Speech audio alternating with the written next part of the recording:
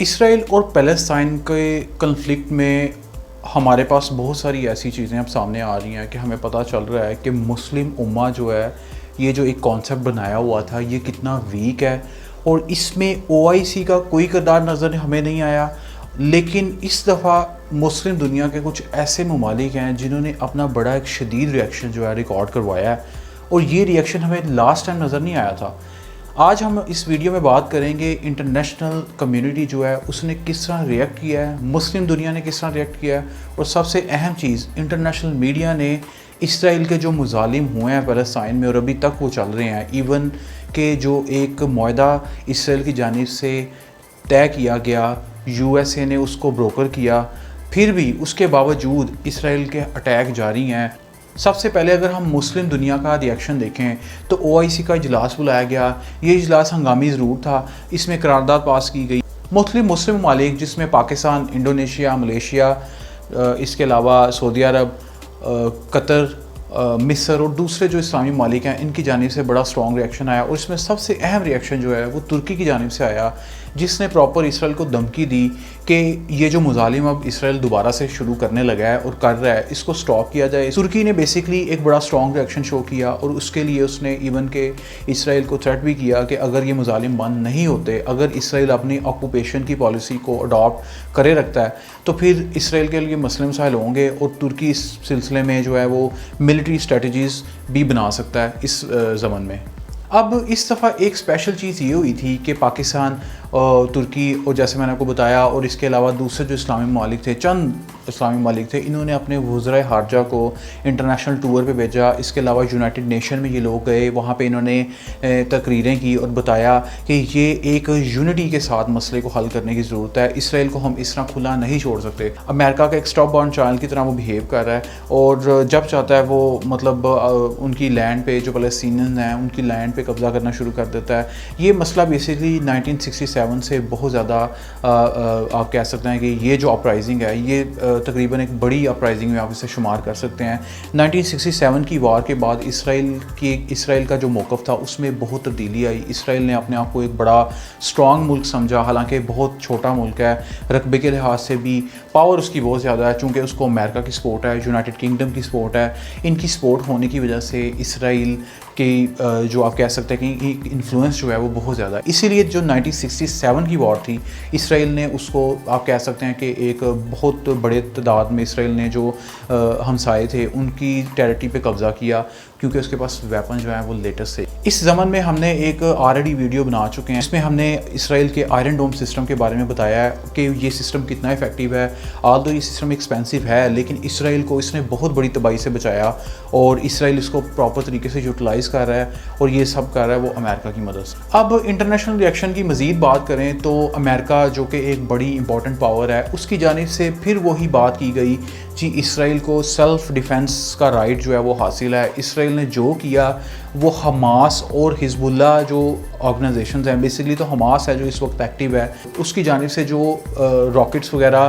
آئے ہیں اس کے ریئیکشن میں اسرائیل نے جو ہے وہ یہ تمام مظالم جو ہے وہ ڈال رہا ہے۔ حالانکہ یہ لاجک بنتی نہیں ہے۔ امریکن صدر جو کہ ایک ڈیموکریٹ پارٹی سے تعلق رکھتے ہیں، اور جب ان کے آنے سے پہلے یہی امید کی جا رہی تھی کہ ٹرمپ کی جو فارن پالیسی ہے وہ فلاڈ تھی، وہ رائٹ ونگ کو سپورٹ کرتی تھی، کہ آنے کے بعد یہ تصور کیا جا رہا تھا کہ اسرائیل کی بھی جو پالیسی ہے، امریکہ کی جو اسرائیل پالیسی ہے وہ بھی ایک ماڈریٹ پالیسی بن جائے گی، اور ماڈریٹ پالیسی ہونے کے ساتھ ساتھ وہ ایک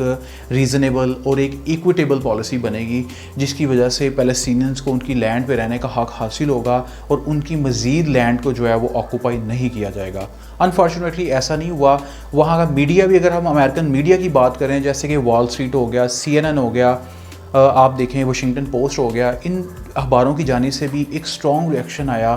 حماس کے خلاف۔ حالانکہ مسئلہ پیلسٹائن اور اسرائیل کا ہے، لیکن وہ اس کو پورٹری کرتے ہیں اسرائیل ورسز حماس، یعنی کہ اسرائیل ورسز این آرگنائزیشن جو ایک آپ کہہ سکتے ہیں ان کے بقول کہ ٹیررسٹ آرگنائزیشن ہے اور وہ ٹیررسٹ کو سپورٹ کرتی ہے. اب امریکن میڈیا میں ابھی آپ نے ریسنٹلی دیکھا ہوگا کہ ہمارے جو فارن منسٹر ہیں شاہ محمود قریشی, CNN کی بات کر رہا ہوں, ایک اتنا بڑا نیشنل میڈیا چینل ہے ان کا, اس میں انہوں نے بات کچھ کی لیکن اس کا مطلب وہ اینکر نے کچھ اور نکالنا چاہا, یعنی کہ اینٹی سیمیٹزم کے بارے میں ان کو لیبل لگا دیا گیا کہ یہ اینٹی سیمیٹک ان کا سلر ہے, یہ ایک بیان ہے جو اسرائیلیوں کے خلاف ہے, اسرائیلی یعنی کہ جیوز کے خلاف ہے. حالانکہ شاہ محمود قریشی کی اگر ہم بات کریں, انہوں نے بالکل اسپیسیفک یہ بات کی تھی کہ اسرائیل نے اپنے ڈی پاکٹس جو ہیں وہ انٹرنیشنل میڈیا میں بنائی ہوئی ہیں, وہ میڈیا کو کنٹرول کرتی ہیں. اور یہ اس میں کوئی شک نہیں ہے, اس میں آپ اگر بڑے بڑے لوگوں کو اسکالرس کو دیکھیں, نوم چومسکی کو دیکھیں, پھر اس کے علاوہ جو دوسرے ان کے اسکالرس ہیں, انہوں نے یہ بات کی ہوئی ہے. امریکہ میں برنی سینڈر جو بڑے پرانے وہاں کے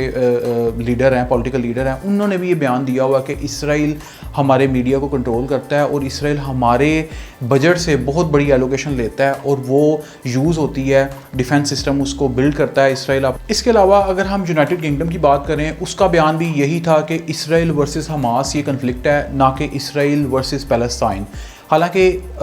چونکہ یہ وہ ممالک ہیں جن سے ہم سمجھتے ہیں, یا ان ممالک میں جو نیوز پیپر ہیں یہ وہ نیوز پیپر ہیں جن کے بارے میں ہم سمجھتے ہیں کہ یہ ایتھکس کو بڑی ویلیو دیتے ہیں, یہ لوگ بہت زیادہ یا یہ نیوز پیپر جو ہیں بہت زیادہ ایک ایتھیکل ویلیوز کو فالو کرتے ہیں اور جسٹس کی بات کرتے ہیں. کہیں پہ بھی اگر کوئی انجسٹ چیز ہو رہی ہو, یہ اس کو سٹاپ کرنے میں, اس کو روکنے میں بہت اہم کردار ادا کرتے ہیں. انفارچونیٹلی اس سلسلے میں ہمیں یہ میڈیا کا, ویسٹرن میڈیا کا بالکل انٹرسٹ جو ہے وہ آپ دیکھیں تو اسرائیل کو سپورٹ کرنے میں نظر آتا ہے. اب اگر بات کریں ہم دوسرے چینلز کی, یعنی کہ جس میں آپ کہہ سکتے ہیں الجزیرہ کی بات کریں, ترکی کے میڈیا چینلز جو ہیں وہ ایک آپ دیکھیں تو ایک نان پارٹیزن بات کر رہے ہیں.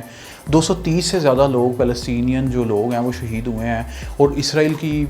چند میرے خیال میں کوئی 1-2 یا اموات ہوں گی, اس سے زیادہ تو ان کی نہیں ہے. تو اس میں اگر اتنا بڑا ایک گیپ ہو اموات میں اور فلسطینین اتنی بڑی تعداد میں مرے, تو اس کا مطلب ہے کچھ نہ کچھ تو وہاں پہ ایسا ہے جو ان لوگوں کے ساتھ غلط ہو رہا ہے, اور اسرائیل اس تمام زمن میں قصوروار ضرور ٹھہرایا جانا چاہیے انٹرنیشنل میڈیا کی جانب سے بھی اور یونائٹڈ نیشن کی جانب سے بھی. اب یونائٹڈ نیشن کی اگر بات کریں, حالانکہ یہ وہ انسٹیٹیوشن ہے جس کے بارے میں کہا گیا تھا دوسری جنگ عظیم کے بعد کہ یہ انسٹیٹیوشن پیس کو انشور کرنے میں بڑی اہم کردار ادا کرے گا. اس کے ساتھ جو اس کا ایک پرنسپل آرگن ہے یونائٹڈ نیشن آرگنائزیشن کا, یعنی کہ سیکورٹی کونسل کی میں بات کر رہا ہوں, وہ بھی بڑا اہم کردار ادا اس نے کرنا تھا. انفارچونیٹلی اس نے ابھی تک نہیں کیا. چائنا نے بھی ریسنٹلی جو ایک بات کی ہے کہ جی ہم نے بہت دفعہ قرارداد لانے کی کوشش کی ہے اسرائیل کے خلاف, جو آکوپیشن اسرائیل کر رہا ہے فلسطین میں, لیکن امریکہ نے اسے بار بار روکنے کی کوشش کی ہے. انٹرنیشنل آرگنائزیشنز جو ہیں وہ, جس میں نے آپ کو بتایا کہ یونائٹڈ نیشن سیکورٹی کونسل, یہ اپنا کردار اس طرح ادا نہیں کر رہی, تو ان کا ابھی کردار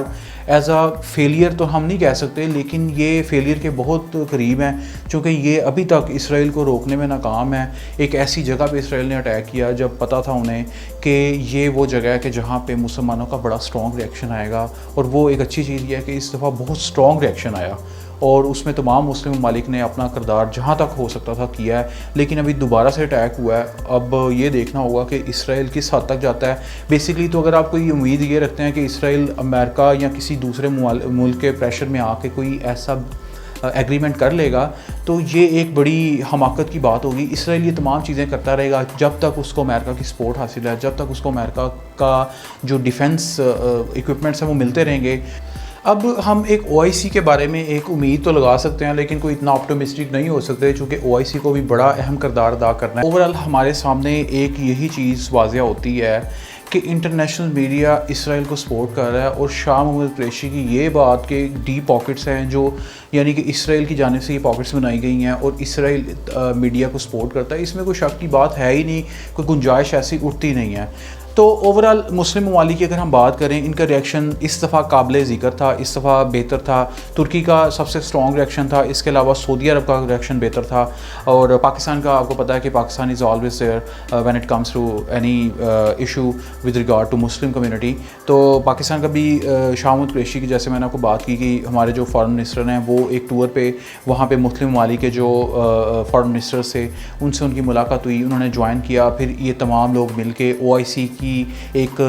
جو ویلڈ اسٹیٹمنٹ تھی یا بیانات تھے OIC کے، ایک موقف تھا یونائٹڈ نیشن میں گئے جہاں سے پوری دنیا کے جو ہے وہ لوگوں کی پریزنس ضرور ہوتی ہے، اور وہاں سے پیغامات پوری دنیا میں جاتے ہیں کہ یہ مسلمان ممالک جو ہیں یہ بڑا اسٹرانگ ریئیکشن